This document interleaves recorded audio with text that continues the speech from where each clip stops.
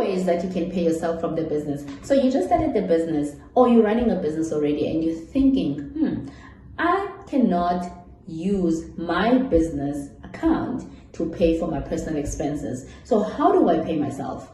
Do I pay myself a salary, or do I use another alternative way, which I'm going to discuss at the end of this video? So let's talk about a salary. What does it mean for you to draw up a salary? What are the advantages, and what are the most important considerations that you need to think about before you actually go for the salary? And also, what is the other alternative that you can start thinking about in order for you to derive financial compensation from your business? But before we get started, let's cue in the intro. I am Babala the Accountant. In my YouTube channel, I share tips and tricks on how you can utilize digital platforms to grow your small business. If this is the kind of content that you enjoy, please subscribe to my channel. So let's talk about salary structure. What does it mean to say I have a salary? As a company, how is it structured? If you've worked for a company, you know that it's called a cost to company. How much is the company's cost of having you as the head? So that is referred to as cost to company. The cost to company is broken down into different expenses that the company incurs when they have you as their employee. Okay, so the first one that you are also going to see on the pay slip is going to be a basic salary. That basic salary is what the pay as you earn taxation is going to be based on.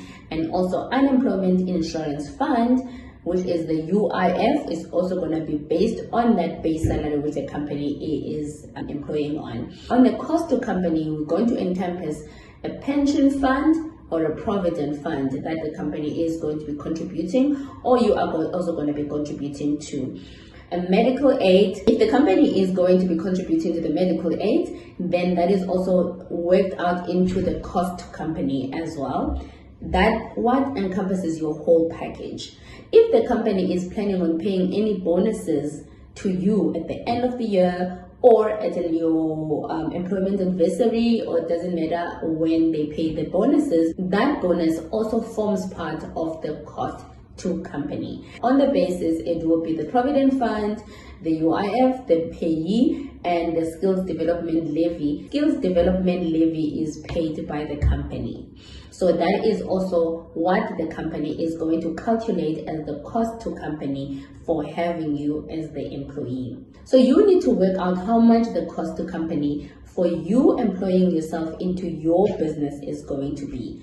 The base salary, the UIF, the payee.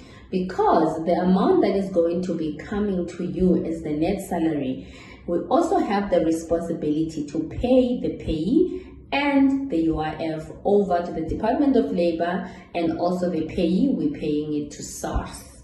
So that's the consideration that you need to make sure, working out the package that you are going to offer yourself in the business.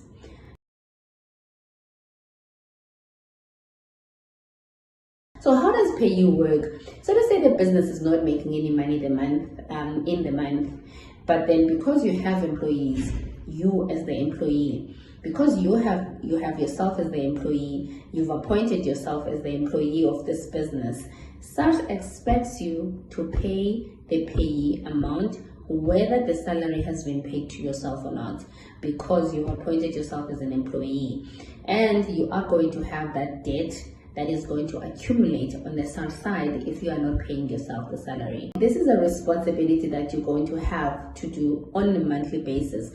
Whether there is money or whether there is no money, you're going to have to make sure that the payee is paid to SARS. So that's the one consideration that you need to make, is the tax debt that you are imposing on yourself as a small business owner when you are choosing to draw up a salary or draw up a salary in the business.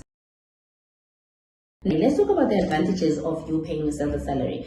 Because you had a salary, you had a personal profile. With your personal profile, you have expenses that are coming in on your credit bureau that show that you have this much income that's coming in, and then you have this much expenses, and that builds your personal profile, which makes you credible for getting more financing, loans, cars, etc. And also, if you are looking to buy a car in your personal profile with your individual personal credit score, then you will need to have a salary that is going to show consistency prior to you buying that asset.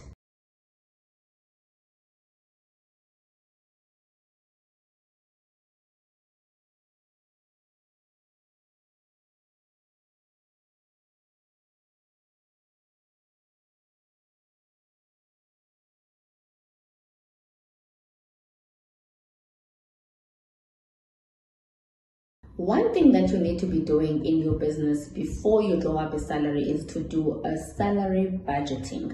This I recommend even if you're going to employ someone. You need to do salary budgeting. The salary budgeting is you are going to draw up a cost to company budgeting. How much is it going to cost me as the business to have you yourself as the employee, as the head? And then the salary budgeting means you have to have the money in your reserves to ensure that those salary payments are met on a monthly basis. So that is not just a challenge or a disadvantage, it is a responsibility that you need to have. Like I've mentioned before, the responsibility is even if you have not paid the salary to yourself, you failed yourself, you have not paid yourself the net salary on a monthly basis, but then you have the responsibility to pay yourself payee, pay as you earn. You have to hand it over to SARS.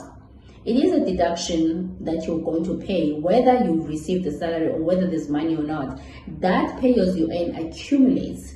If you are not paying it, it accumulates unless you are going to dismiss yourself or dismiss the employees officially, that they are removed as they resigned or retrenched or they have been dismissed, then you will no longer have the responsibility to pay as you earn. So that is a challenge or consideration that you need to make sure that you think about before you employ yourself or you employ someone into your business. Now that you're thinking about those considerations, how do you get money?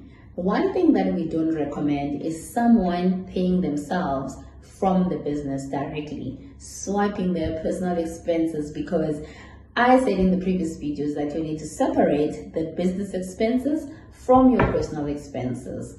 So separating the business expenses from the personal expenses means that you need to have a clear view of how your business is operating, and then you need to make sure how the money is being spent in the business so you can have real live data to grow your business and make sure that your business is in financial health. We know that we do business because we want money, right? We want to have financial gain of some sort.